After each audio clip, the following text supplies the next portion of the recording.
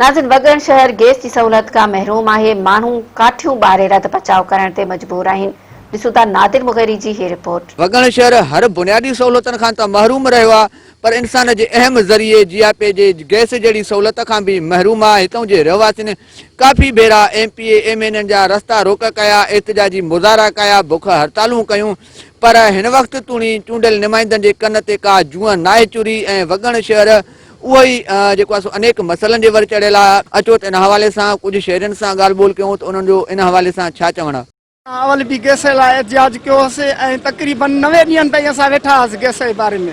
तव्हां ॾिसो त हितां 4 किलोमीटर ॾातू तीवणनि में गैस आहे, हितां तव्हां कंबर वञो 5 किलोमीटर गैस आहे, पर असांजो जेको हे शहर आहे 60,000 आबादी रखंदड़ शहर आहे, सिटी आहे, पर अफ़सोस असां वटि गैस जहिड़ी शइ कोन्हे का।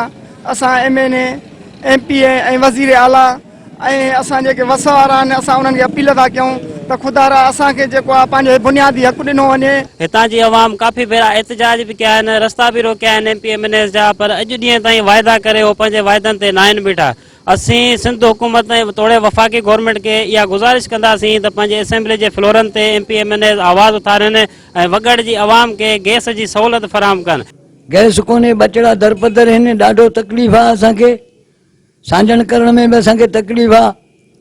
छेणो थियणो असांजो हर शइ भिजी वियो आहे, माट पए थी, बरसातियूं था थियनि, असां मिड़े इलाइक़े में आहियूं। कहिड़ो हुकूमत असांखे फ़ाइदो ॾिनो आहे? तरक़ियाती कम जेके आहिनि त इहे ॿिए मुल्कनि में तरक़ियाती कम थी चुका आहिनि, थियनि था पिया, बाक़ी असां वटि कुझु बि कोन्हे। छाजे करे? कैमरामैन एहसान टोटाणी सां गॾु नादिर अली मुगेरी, मेरा टीवी न्यूज़।